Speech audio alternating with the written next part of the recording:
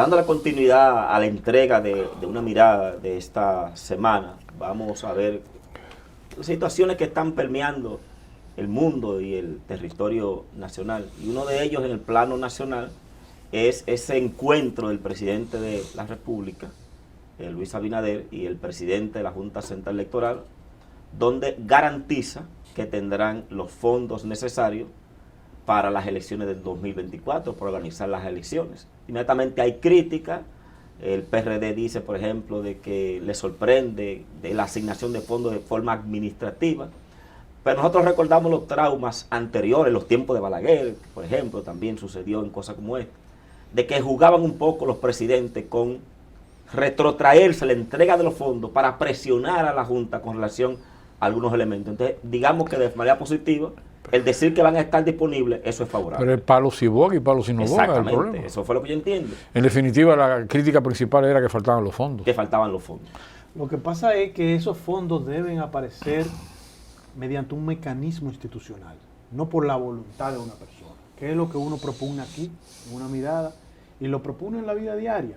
Yo recuerdo a los alcaldes no afectos al gobierno de turno ir a rogarle al presidente de la República, en este caso, específicamente, Félix Suberví detrás de Balaguer, para que Balaguer le otorgaron, cuando no había ley 176-, la de los ayuntamientos. Los ayuntamientos.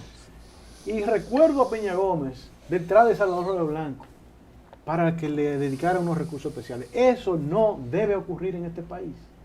Un país que procura la institucionalidad, un gobierno que procura la institucionalidad, no debe permitir que una Junta Central Electoral vaya donde un potencial candidato a la presidencia a pedirle que le complete los fondos. Andrés, es un venenito. Para hacer, es sutil, pocas veces lo he visto. Pero yo no diría que a un potencial. Termina, perro. La verdad. No diría que a un potencial candidato, yo diría que al presidente de la República. No, pero deja que sin termine, que fuese. Deja que termine. Que A la sazón, presidente de la República. me gustó, Dentro de un año será candidato a presidencia. me gustó ese venenito en una mirada que no es común. Pero me gustó, pero termina. ¿O no será candidato del presidente de la República? Pero termina, hermano. Será candidato. Entonces, lo que yo apelo es a que haya un mecanismo institucional. Por eso, a diversos sectores se le asigna un porcentaje del Producto Interno Bruto. Se le asigna un porcentaje del presupuesto. En el caso de la justicia son 0.66, los ayuntamientos 10%. Pero no se cumple, porque ahí prima la voluntad del jefe del Estado de turno. Yo no estoy haciendo crítica a este Yo escuché presidente. una vez decir... Entonces, haciendo crítica... Yo escuché una vez decir a Andy Daguá, decir que si se cumple todo lo que dicen las leyes en cuanto a la asignación de los recursos, no hay forma de cómo distribuirlo porque no da, que lo que debe hacer es sincerizar el presupuesto. Nosotros lo que hemos hecho, para concluir... No, cuando me permita. Nosotros lo que hemos hecho aquí es, yo en lo personal, cuando tuve una precandidatura al diputado por la circunscripción número 1 del Distrito Nacional, hay una propuesta legislativa que consiste justamente en eso, en sincerizarnos, en nosotros mismos hablarnos la verdad y decir, no es posible el 10% para los ayuntamientos, no es posible el 5% para la universidad, ni el 2.66 para la justicia, no es posible. El posible es este. Cumplamos con ese, por Dios, lo que dice la ley, cumplámoslo, lo que dice la ley. Algo así, porque no debe depender de la voluntad de un... Eso se llama institucionalidad, no depender de la voluntad de un gobernante. A mí me gustó el venenito, Enrique, insisto formalmente. No es común en una mirada estas dosis, pero a mí me gustó porque aporta un elemento de polémica, ¿no?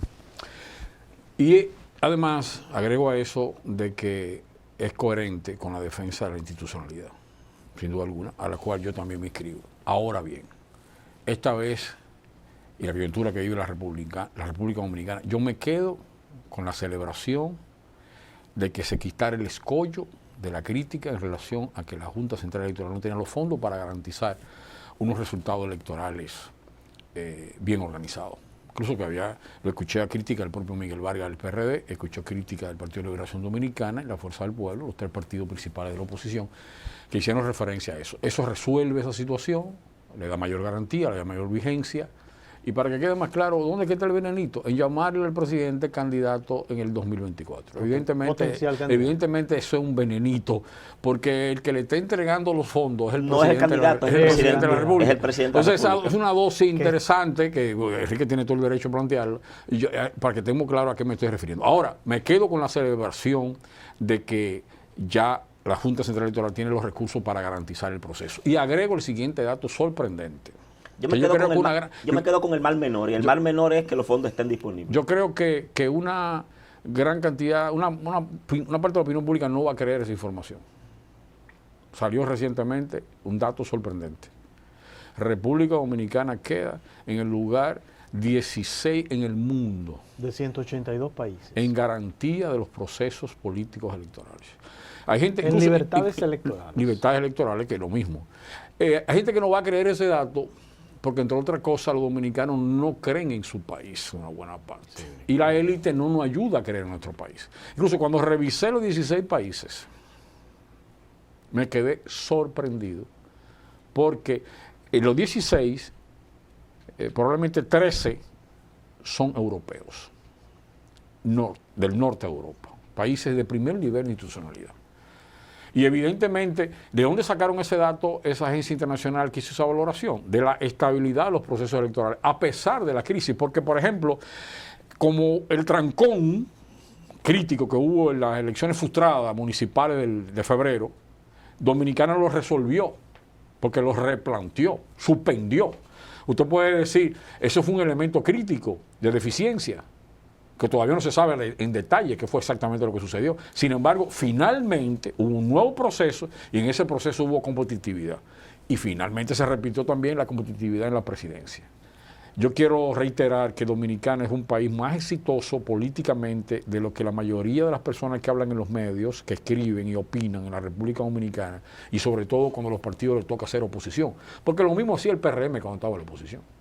Hacía la misma conducta. No reconocían el desarrollo de la institucionalidad en la República Dominicana, que no viene de ahora, que viene incluso de una construcción de hace décadas. Bueno, pero tenemos otro tema. Correcto, otro tema también importante a resaltar, y para nadie debe ser extraño, porque inclusive el expresidente de la República, Hipólito Mejía, siempre ha manifestado su amistad con el expresidente Danilo Medina, nunca la ha negado, siempre lo ha dicho, le dijo lo bien que le cae. Y dijo, pero además todo lo contrario. No, hizo una referencia inclusive, y dijo, automáticamente él se sane del COVID, voy a ir a visitarlo a propósito de iniciar el año. Y así lo hizo. Y dijo un poquito más. Y así lo hizo. Y dijo un poquito más en Nuevo Diario, entrevistado por un staff encabezado por Percio Maldonado, director muy amigo de nosotros, un periódico muy bien dirigido. Él dijo ahí, porque fue una entrevista muy extensa, duró una hora y media o algo más, una entrevista larguísima. Y él dijo ahí, no solo es mi amigo, sino además que yo soy y apoyo una alianza con el PLD, un acuerdo entre nosotros, nuestros dos partidos. De la parte municipal se refería. Incluso lo explicó, lo argumentó, incluso eso ha servido de referencia para lo que se está comentando en las últimas horas y en los próximos días. Y lo digo abiertamente aquí, y agregó, siendo coherente, no es que haya acuerdo, es que yo quiero que haya acuerdo. Entonces ahí, al poco tiempo después de esa entrevista, de que entró el año, justificado por una visita de nuevo año, pues visitó al presidente del Partido de Liberación Dominicana, Danilo Medina, en la casa del presidente del partido. O sea, no fue una visita privada, perdón, presidente Hipólito, fue una visita privada. Visitó al presidente del Partido de Liberación Dominicana del PLD. Evidentemente. En la Casa Nacional. En la Casa Presidencial. No. A la Casa Presidencial del PLD. No, la casa del presidente. En la Casa del Presidente. No. Hay una casa, un local que queda próximo a la universidad, que es fuera del local central nacional, que es la casa de asiento del presidente, que fue una creación. Creo que la visita fue en la Sarasota, en su casa, en la casa donde vive el presidente, en el apartamento. Y dicen que en ese apartamento hay una oficina privada.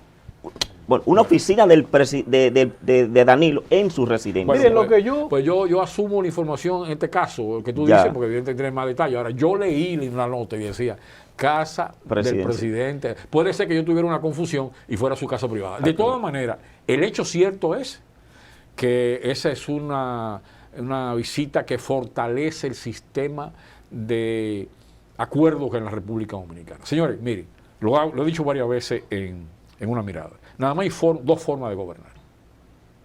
En la confrontación o en la concertación. O en la concertación. No hay otra. Así es. Miren, lo único que me llamó de esa visita de Año Nuevo fue que me llamó la atención, es que duró 1 hora.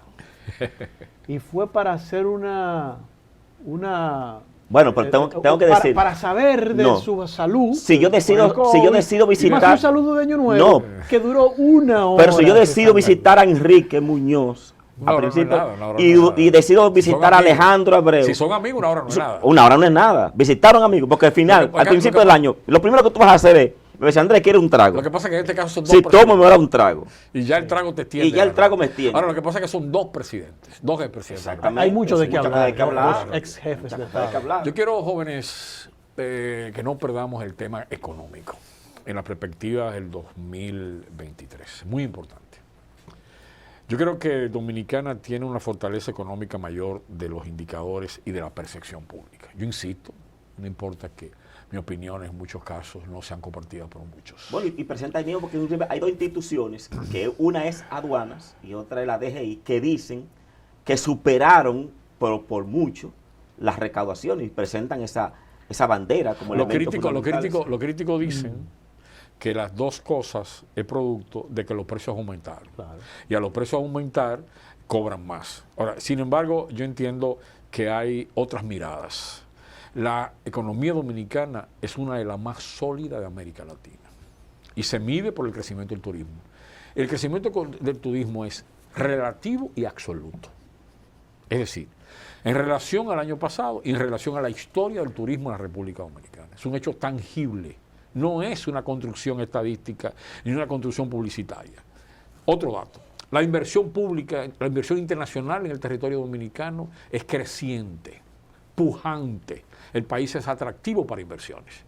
Y ahí se están creando condiciones y esas inversiones incluso se están expandiendo territorialmente hacia puntos que no llegaba. De hecho, una persona, que voy a reservarme el nombre porque no me autorizó a decirlo, pero muy bien informada, me dijo, Santiago vive un dinamismo en inversión.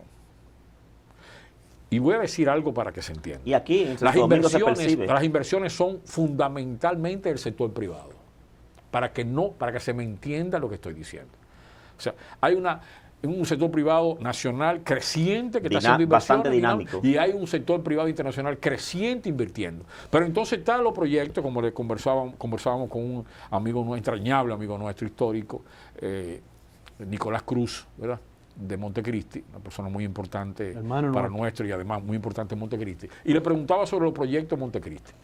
Y la respuesta de él fue, si se hace lo que se prometió, será una transformación extraordinaria en Montecristi. Mira, pero la inversión aquella creciente en Manzanillo, por ejemplo. O sea, y tú lo empatas con la otra inversión en Pedernal. O sea, el país está en un posicionamiento adecuado. Los economistas están divididos, permítame concluir ahí, Enrique. Los economistas están divididos en 2 lecturas.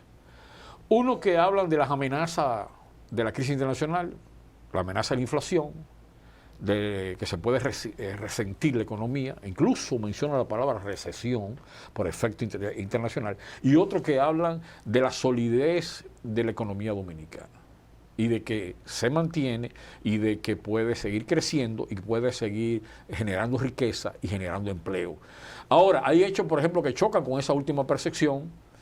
Voy a ir a ser muy sensitivo y voy a ir de la perspectiva del pueblo, que un plátano en región, en zona privilegiada del distrito, como Bellavista, esté rondando 35, 40, entre 35 en 2 plátanos en 60 pesos. O sea, una situación un poco que indica, con un indicador, espero que esto sea puramente coyuntural, porque el gobierno ha hecho mucho esfuerzo de que los alimentos básicos se mantengan de alguna manera controlados. Pero vuelvo y digo, la República Dominicana tiene una emergencia económica que yo creo que nos permite ser optimistas. 5% emergencia en el sentido de que emerge. De que emerge. No que está en, sí, correcto. Porque, para que no se malinterprete. Traer a esta discusión el tema de la economía, Alejandro, es muy importante. Los economistas del gobierno saben que este año hay que tratarlo con pinzas por el hecho de que dos factores fundamentales. Primero, el tipo de interés en cuanto al endeudamiento externo está aumentado notablemente y en la cantidad de deuda que vence este año tiene un volumen importante, por lo que habrá que tomar nuevos endeudamientos, pero en otras condiciones. Por efecto internacional. Claro, por efecto Pero internacional. que lo puede afectar. Otro aspecto que tiene la economía para este año se me olvidó ahora. La energía. Sí, el costo de la energía. El costo de la energía, que no está claro totalmente. Las medidas antiinflación era lo que iba a decir. La claro. medida antiinflación que Su consisten impacto. básicamente en el movimiento hacia arriba del tipo de interés que lo ha estado haciendo Sí. los Estados Unidos Y nosotros sostenidamente también. y nosotros también. Y todavía amenaza de que siga. Eso tiene un buen efecto para detener la inflación. Correcto. Correcto. Pero Ahora, puede producir estancamiento. Estancamiento y entonces ahí viene. Aunque no siempre sucede. Y en el caso dominicano no está sucediendo. ¿Dónde debemos entonces nosotros Hay control de inflación, asirnos, pero se mantiene el aferrarnos? crecimiento. En el turismo, que es creciente, Sí. en la zona franca, que es un sector Inversión, creciente, exacto. La construcción. telecomunicaciones, Y telecomunicaciones. y el desarrollo Nuevas de... inversiones en energía, Correcto. que sean efectivas Esos son- realmente, ¿verdad? Pero fíjense que son factores externos los que nos... Sí. Lo que nos condiciona. Sí. Que lo vamos a ver en la mirada En el 2 de este internacional. análisis, correcto. Correcto, así es. Es correcto esa lectura. La amenaza económica fundamentalmente viene del exterior. Bueno, si terminamos Y es la, real, es la- real. la visión Pero nacional, antes de irnos a la segunda parte, es importante otro aspecto que tiene que ver con el tránsito en el país, o fundamentalmente en el Distrito Nacional. Sí. Y es lo que el Intran está planteando ahora, en lo que tiene que ver con los vehículos pesados en zonas restringidas. Muy importante. Exactamente. Lo apoyo 100%. Y le llaman el SAR, que es Zona de Acceso Restringido, y que tendrán que tener un permiso. Dicen que se han emitido más de 200 permisos, pero que tendrán que tener un permiso especial para poder transitar en algunos O sea, la lugares. medida consiste en excluir a todos los vehículos pesados del Distrito Nacional, excepto aquellos que tengan permiso, solo Permiso. podrán entrar los que tienen esos Los que permisos. tienen esos permisos, El resto exactamente. se van por la Por la circunvalación. circunvalación, exactamente. Tenemos que ponernos en oración Para que eso... para que eso suceda por fin. Porque una gran y logremos transformación. que la ruta mejore y que eso pueda tener éxito realmente. Hay un tema que no me gustaría que terminemos esta parte. No sé el tiempo que llevamos. No me gustaría que terminemos esta parte, que es con relación al fideicomiso y la discusión que se ha generado. Que se ha generado. Es una, correcto. es una discusión de trascendencia, es un tema importante y las distintas lecturas son valiosas. O sea, tenemos Uno que tomarlo se en opone y cuenta. otro que la Y favorece. hay que leer a las dos, Correcto. porque podrían haber razones en los dos argumentos. Es un poco Hay quienes típico. dicen que con esto están Sí. cambiando las reglas del juego, lo que tiene que ver con compra y contratación. Sí, es un acto, pero es un acto típico de la oposición que ahora solo ve problemas cuando lo patrocinó, especialmente el PLD lo patrocinó y Leonel lo patrocinó. Y ahora se vuelve adverso, ¿no? Pero hay análisis que dicen cosas que debemos tomar en cuenta. Por ejemplo, el hecho de que esa inversión privada pueda no tener control y pueda salirse del sistema legal que controla la inversión de implicación pública. Si la alianza pública-privada se hace más privada que pública, falló. Atención, no un juego de palabras. Tú haces Entendí una perfectamente. alianza, Claro, perfecto. tú haces una Estoy de alianza, acuerdo. tú haces una alianza pública-privada que en sí misma está bien. Es una iniciativa, es un proyecto que da los resultados en algunos países, en otros no. O sea, si tú lo analizas en internacional, yo he reflexionado un poquito sobre el tema y voy a escribir sobre él más adelante. Hay alianzas pública-privada que han sido exitosas, incluso en Dominicana y en otros países más que aquí. Y hay alianzas pública-privada que han sido fracasos. O sea, los dos argumentos se pueden demostrar ahí. ¿Y cuál es la que fracasan? Aquella que olvidan la parte pública de la inversión. Exactamente. Porque y se inclina totalmente a la parte claro, privada. Esa alianza pública-privada. Pero ¿cuál es el que debe predominar? El público. El público, que debe ser el órgano regulador y el que ponga control. Porque la inversión privada, solo privada, tiene su discurrir normal, que está fuera de la alianza pública. Atención país, atención gobierno, atención empresarios nacionales e internacionales. En la alianza pública-privada, el hincapié es lo público. Porque usted tiene la inversión privada libre para hacerla. Claro, Nadie claro. lo está limitando. Nadie lo Ahora, limita. cuando usted hace alianza pública-privada, usted tiene que asumir controles para que la inversión y la propiedad pública se preserve. Ese llamado de atención de Alejandro vale oro molido, Andrés. Porque a El mi modo Estado de ver, no puede perder su capacidad de controlar. a mi modo de ver, el gobierno del presidente Abinader no logra quitarse de encima la imagen de favorecer a empresarios. a favorecer al sector privado. Y este último, recuerden cómo empezó el gobierno del presidente Abinader con esa imagen por haber designado a Lisandro Macarrulla, ministro de la Presidencia, y otros más, por no comenzar a mencionar cosas. Sí. Y este tema de la ley de fideicomiso ha revivido ese sabor de privatizador y favorecedor del sector privado. Ese tema es tan profundo que debemos hacer un compromiso frente a la teleaudiencia nuestra. De seguirlo tratando y traer invitados para abordarlo. Abordar especialistas en ese tema para que expliquen. Rodríguez Huerta. Publicó un análisis de lo más acabado que se ha hecho, muy sustancioso, con implicaciones críticas, pero con argumentos. Porque es cierto esa cercanía del presidente con el sector empresarial. Ahora, ¿eso solo es malo? No es el sector privado el que mueve la economía. Sí. El Estado, en el fondo, es parasitario. La burguesía. El Estado vive de lo que la gente produce, empresarios y trabajadores. Entonces, yo creo que debemos volver con análisis más profundo y con invitados sobre ese tema. Porque se nos acabó el tiempo. Vamos entonces a la mirada internacional. Correcto. Volvemos, quédense ahí con nosotros.